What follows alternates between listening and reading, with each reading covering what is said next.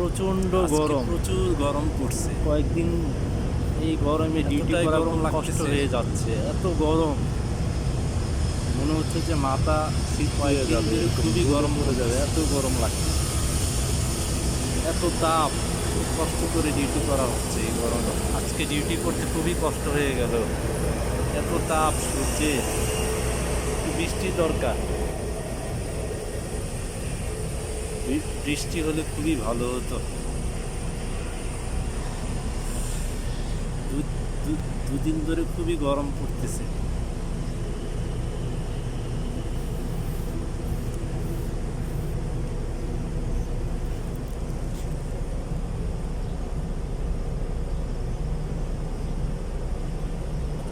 খুবই ক্লান্ত গরমে।